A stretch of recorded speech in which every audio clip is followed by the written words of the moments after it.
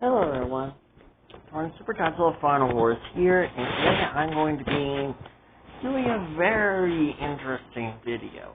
Now, I did kind of say I was kind of done with the Earth Godzilla trilogy series, but I couldn't help it when I saw Gamera Rebirth, and heard that it was made by the same director who did the Earth Godzilla trilogy. So, and plus, there is a crossover in Godzilla Battle Line where Godzilla and where Gamera is now a part of Godzilla Battle Line now. And that kind of got me thinking about one particular theory. That theory being, what if Gamera was in the Earth Godzilla trilogy? Now, most likely,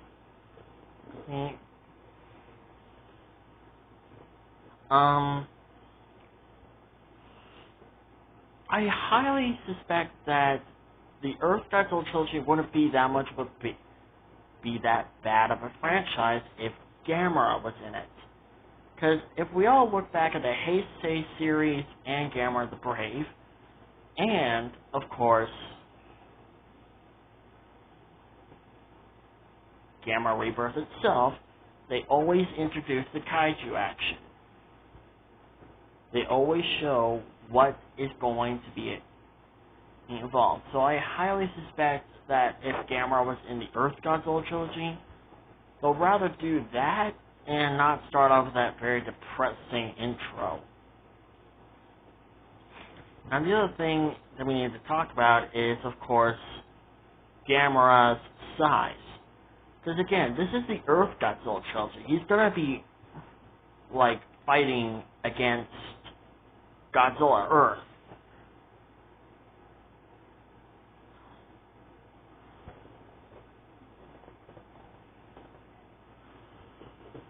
So, what to say for the series? Well, for this little theory. And since I am currently playing Godzilla Battle Line right now, let's say, and it almost kind of looks like from the picture that Gamera is almost around Godzilla Earth's size, because he is standing up to Godzilla Earth's chest. So I don't know if he's rather like 200 meters or what, but he's close enough to Godzilla Earth's size. Not quite. So if Gamera was in the Earth Godzilla trilogy, he'll have to be somewhat the same size or close to the same size. Because as far as we know, Gamera's size is quite, well,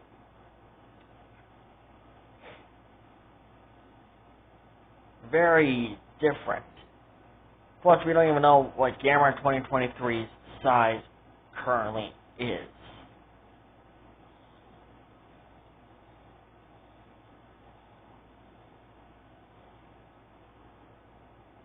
So, like, let's go back all the way through the Showa era of Gamera movies. We have, of course, Gamera 1956, and he was,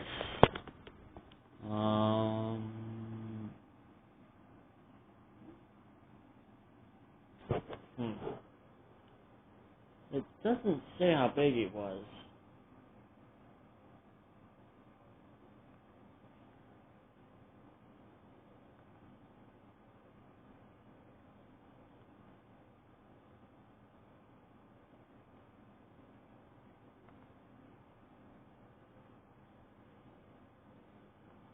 Okay, so in the Showa era, Gamera's height was around 60 meters.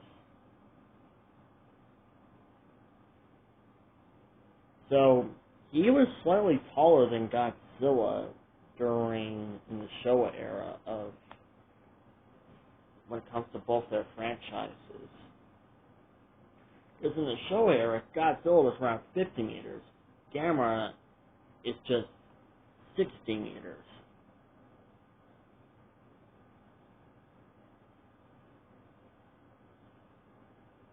Now, let's fast forward to the Heisei era.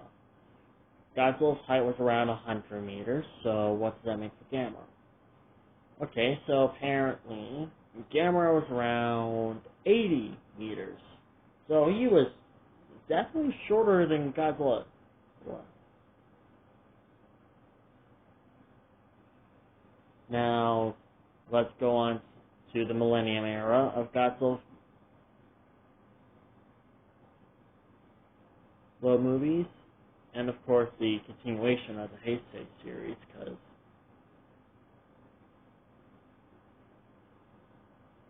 the Heisei series just continued. So we know that Godzilla was around 50 meters and 60 meters if you're looking at GMK. But if you're looking at both 2000 and Kirigoji, 50 meters. For Final Wars, just 100 meters. So it depends on which Godzilla you're bringing in. If you're bringing in 2000, GMK, or Kirigoji, they're going to be shorter than Gamera is still. But if you're bringing in Final Wars, he's going to be taller than Gamera. Because Gamera in 1999 was only around 80 meters.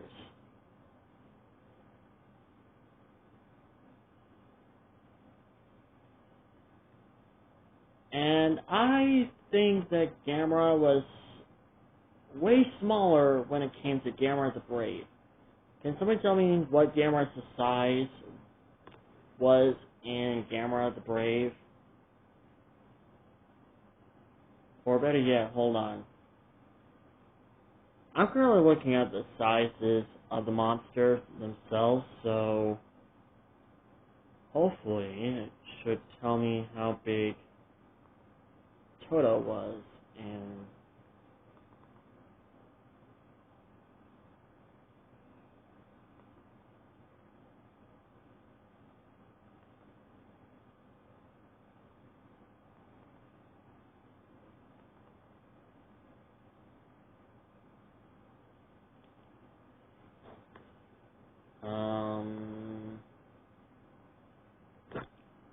hold on, seeing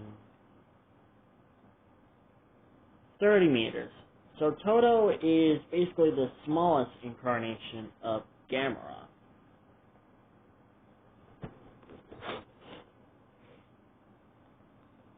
So Godzilla Ultima is taller than Toto, because in the show, because in Singular Point, he did start off as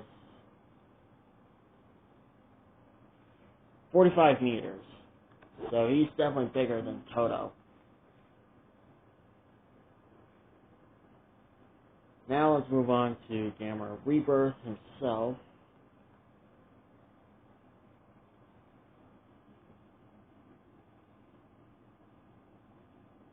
I don't think there's a confirmed size for Gamera. I'm just going to assume that he's rather 60 meters. So I'm guessing he's back to his original height.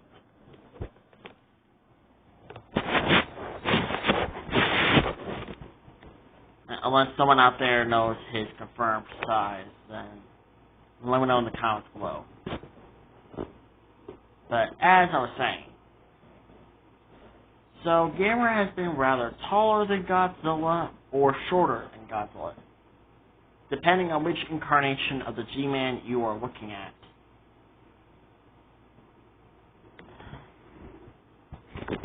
So let's just say for this scenario, Gamera is around 200 meters, and Godzilla Earth is still like 300 meters. So Godzilla Earth will definitely have the size advantage. Now, the question will remain is, how will the characters in the Earth Godzilla trilogy live with the fact that Gamera is a good monster?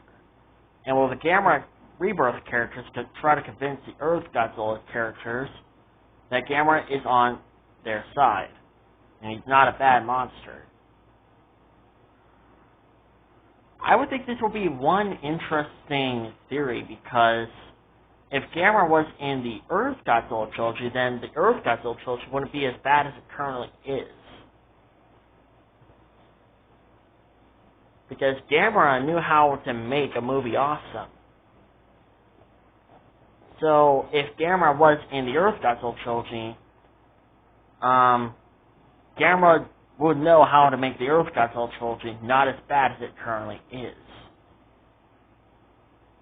So I would say the kids will definitely try to throw themselves into danger, only for Gamera to show to try to fight. Like Godzilla Earth. Now, the question will remain is, can Gamera defeat Godzilla Earth as a 200-meter tall turtle? I'm going to say probably no, considering we do have that golden Godzilla floating around and those abilities that we saw in that MMD video, and I know that was just a fan-made video, but that video is basically close enough to what the battle between Godzilla Earth and Voigdor could have been. It is basically close enough.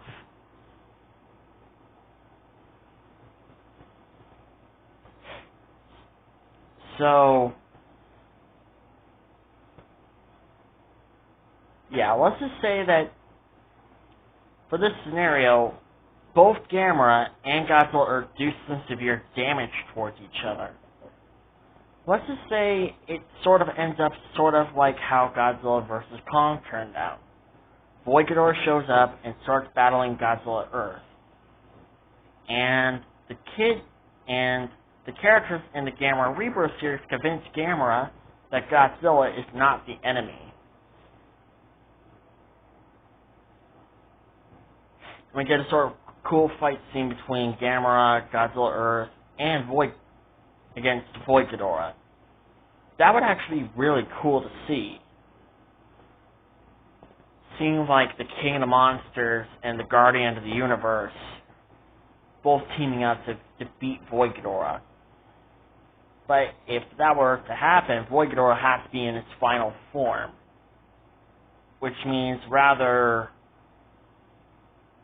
Haru gives in and gives praise to Voigdor, or somehow Voigdor turns himself into his final form and starts to fight Godzilla Earth and and Gamera. And let's just say that both Gamera and Godzilla Earth just leave each other alone. Godzilla Earth leaves Gamera alone, and Gamera leaves Godzilla Earth alone.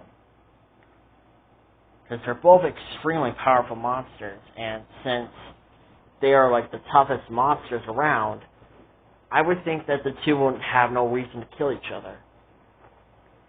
Just like, if we look back through Monster Apocalypse, Godzilla Earth just flat out killed any monster. Only a few